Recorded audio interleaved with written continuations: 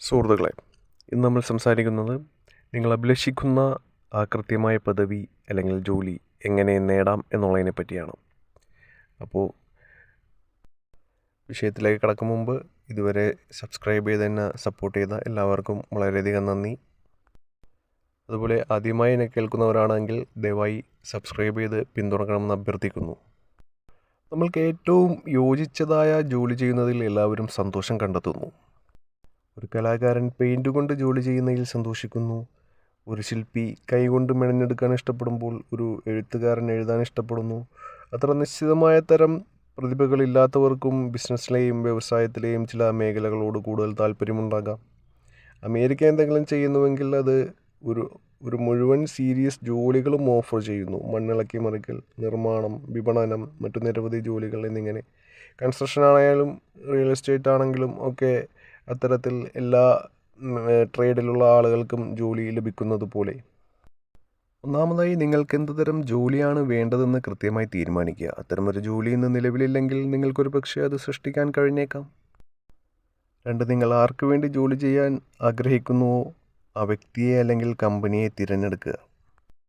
4, നിങ്ങളെ തന്നെ വിലയിരുത്തിക്കൊണ്ട് നിങ്ങളുടെ കഴിവും ശേഷിയും പരിഗണിച്ചുകൊണ്ട് നിങ്ങൾക്ക് എന്താണ് ഓഫർ ചെയ്യാനുള്ളതെന്ന് തീരുമാനിക്കുക. നിങ്ങൾക്ക് വിജയകരമായ രീതിയിൽ നൽകാനാവുമെന്ന് നിങ്ങൾ വിശ്വസിക്കുന്ന നേട്ടങ്ങൾ, സേവനങ്ങൾ, വികസനങ്ങൾ, ആശയങ്ങൾ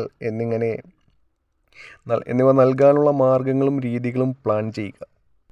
5, ഒരു ജോലിയെക്കുറിച്ച് മറക്കുക. അവിടെ ഒരു ഒഴിവുണ്ടോ എന്നതും മറക്കുക.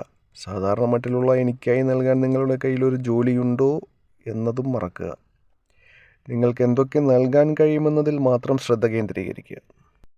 6, നിങ്ങളുടെ മനസ്സിലൊരിക്കലും ഒരു പ്ലാനുണ്ടായി വന്നാൽ ഒരു കടലാസിൽ വളരെ വൃത്തിയും ആകർഷത്വവുമുള്ള ഒരു രീതിയിൽ പൂർണ്ണമായ വിശദാംശങ്ങളോടെ ഒരു പരിചയസമ്പന്നനായ എഴുത്തുകാരൻ്റെ സഹായത്തോടെ അത് കൃത്യമായി നിരത്തി വെക്കുക.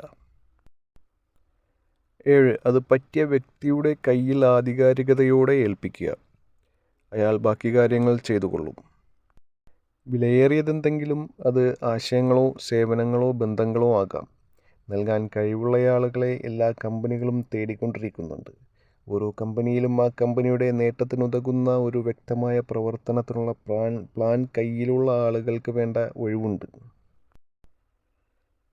ഈ രീതിയിലുള്ള നടപടിക്രമം ഏതാനും ദിവസങ്ങളോ ആഴ്ചകളോ തന്നെ അധികമായി എടുത്തേക്കാം.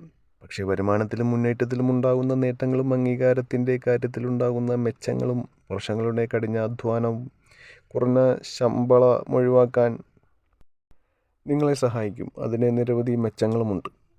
പ്രധാന കാര്യം നിങ്ങൾ എത്തിപ്പിടിക്കാൻ ആഗ്രഹിക്കുന്ന ലക്ഷ്യത്തിൽ എത്തിച്ചേരുന്നതിൽ 1 മുതൽ 5 വർഷം വരെ ഇത് ലാഭിക്കുമെന്നതാണ്. ഒരു കോണിയുടെ പകുതിക്ക് വെച്ച് കയറ്റം ആരംഭിക്കുന്നവൻ അഥവാ കോണിയുടെ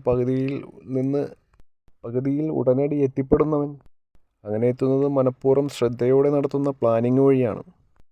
അപ്പോൾ ഇത്രയുമാണ് നിങ്ങൾ അഭിലഷിക്കുന്ന കൃത്യമായ പദവി എങ്ങനെ നേടിയെടുക്കാം എന്നുള്ളതിനെ പറ്റിയിട്ട് തിങ്ക് ആൻഡ് ഗ്രോ റിച്ചിൻ്റെ എന്ന പുസ്തകത്തിൽ പറയുന്ന കാര്യങ്ങളാണ് ഞാനിന്ന് ഇത്രയും നേരം നിങ്ങളോട് സംസാരിച്ചത്.